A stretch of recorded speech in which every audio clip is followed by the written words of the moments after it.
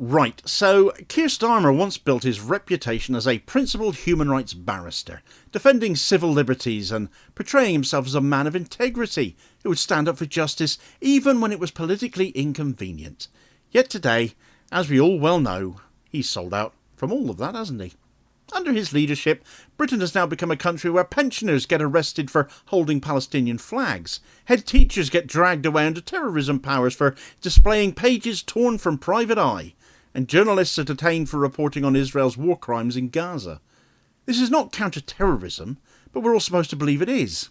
It is the systematic criminalisation of dissent, a political strategy to silence criticism of Britain's complicity in Israel's atrocities.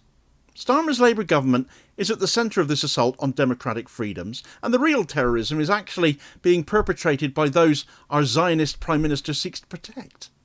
The abuse of Section 12 of the Terrorism Act of 2000, designed to target genuine terrorism, has been weaponised instead to suppress political speech, undermine free expression, our right to protest, and real journalism, seeking to intimidate entire communities.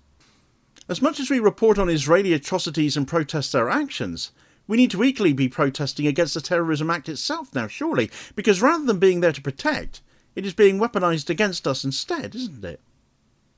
Right, so Section 12 of the Terrorism Act 2000 is the root of the problem, both in terms of the abuses of power we're seeing deployed by the police and the persecution of journalists doing actual journalism with regards to Israeli atrocity. Israel is at the root cause of this too, a genocidal apartheid state that has been conducting a reign of terror on innocent Palestinians in Gaza, as we all know by now, don't we, that is now overtly planning concentration camps and mass displacement, and our anti-terrorism laws are being deployed against us and against real journalism covering that, to protect that regime, because both Section 12 and Israel are the common denominators here. Section 12 was drafted in the wake of international terror attacks to prosecute those who invite or encourage support for proscribed organisations. Section 13 further criminalises the wearing or display of articles, a flag, a t-shirt, a banner, if doing so arouses reasonable suspicion of support for a banned group, vaguely worded, widely open to being abused therefore. At the time of its introduction, the law was justified to Parliament as a necessary tool to combat extremist propaganda, yet its language was deliberately broad, and that breadth has now been exploited to target peaceful dissent. The proscription of Palestine Action earlier this month, the direct action network targeting Britain's arms manufacturers supplying Israel, provided a legal pretext for this crackdown. In a single weekend, therefore, as we've seen just yesterday, over 100 people have been arrested across the UK, 55 in London, 17 in Bristol, 16 in Manchester, 8 in Truro, more I believe having happened today as well. Many were arrested simply for holding placards, but even those who made no reference to the banned group were not spared. The very words Palestine and action, when placed together on banners, became enough to trigger arrests, even if they weren't talking directly about Palestine Action. The evidence of abuse in this regard is overwhelming. In Glasgow, a 64-year-old man was detained for holding a sign declaring genocide in Palestine, time to take action. No link to Palestine Action being made there, yet police claimed the words alone aroused reasonable suspicion. Those two words used in conjunction was enough.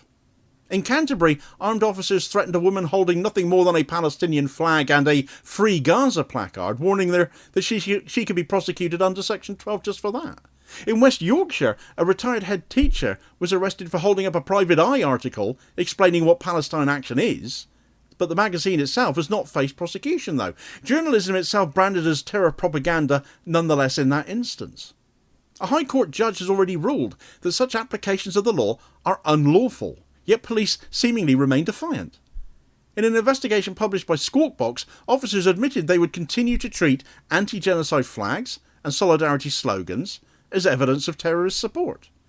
This is not rogue policing, it's a coordinated policy of intimidation enabled and encouraged by a government seen as far too close to Israel that benefits from silencing pro-Palestine critics. Not only are pro-Palestine protesters being targeted, but journalists reporting on Israel's actions are suffering the same legal repression under Section 12 too. Their cases highlight how the government is using counter-terror legislation to suppress dissent and control information. Richard Medhurst is probably the best known case here, the best known example. The British Syrian investigative journalist, known for his critical reporting on Gaza, became the first journalist arrested under Section 12. On the 15th of August last year, he was arrested at Heathrow Airport by multiple officers, held for nearly 24 hours without access to family or counsel, and had his electronic devices seized. He was informed he was arrested for expressing an opinion or belief supportive of a proscribed organisation. Essentially, his journalism being accused of being pro-Hamas in that instance, rather than pro-Palestinian or critical of Israel. The National Union of Journalists, the NUJ, and the International Federation of Journalists, the IFJ, condemned his arrest, warning it would have a chilling effect on press freedom globally. In interviews, Medhurst has described the experience as a declaration of war on journalism. Media watchdogs have expressed grave concern as well. Reporter Without Borders, through Rebecca Vincent, noted that similarly indiscriminate use of surveillance powers against journalists globally poses a universal threat to the freedom of the press. Sarah Wilkinson, a freelance journalist and Palestine activist, was raided that same month as Medhurst was by counter-terrorism officers also under Section 12. Her devices, phone, laptop, were seized. Even her mother's ashes jar was upturned and tipped over on the floor, and she was held while her bail temporarily restricted access to digital and travel facilities. World Socialist website and other outlets documented how she was interrogated without clear charges, demonstrating how the law is being applied to journalistic expression.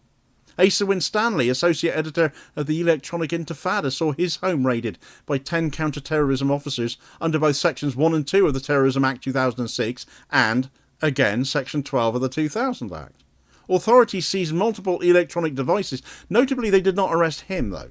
In a landmark ruling thereafter, the court found the raid completely unlawful and ordered the return of all of his seized items, criticising the legal basis for the warrant and highlighting that any search involving journalists and their material requires extremely careful handling. The National Union of Journalists also supported Winstanley's legal challenge, which saw him vindicated and exposed the abuse of this legislation.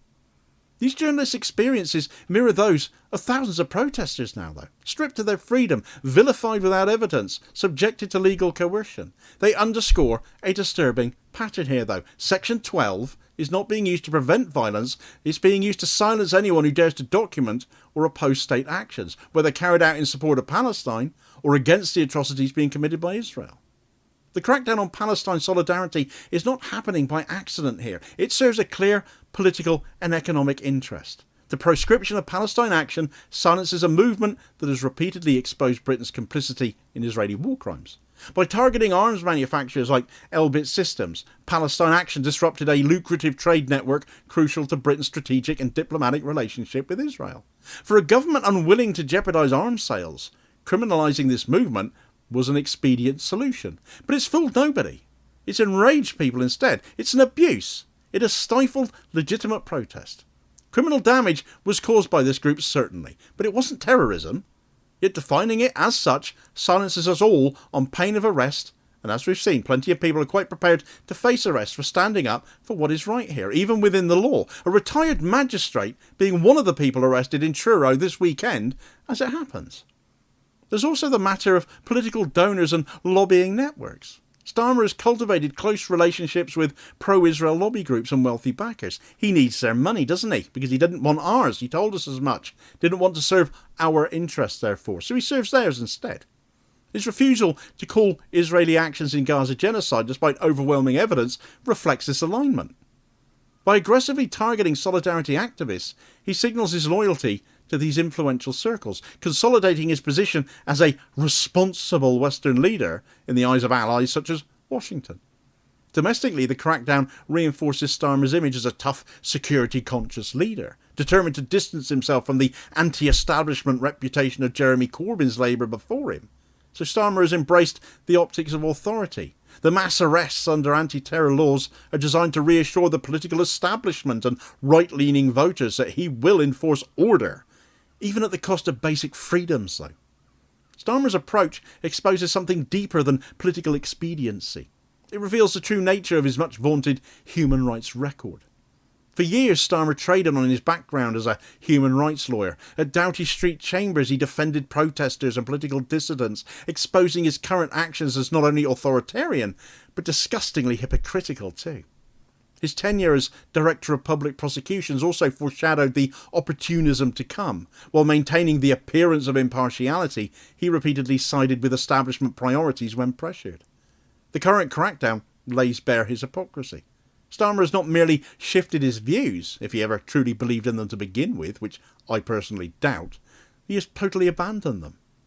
His actions suggest he never genuinely believed in universal human rights. They were convenient for career advancement then, and expendable now. The precedent is dangerous though. If a pensioner can be arrested for waving a flag or a head teacher detained for quoting a magazine, then climate activists could be next. Trade unionists perhaps if they turn on the labour movement, and anti-war campaigners are all open to be cracked down on the moment it becomes politically expedient for Starmer.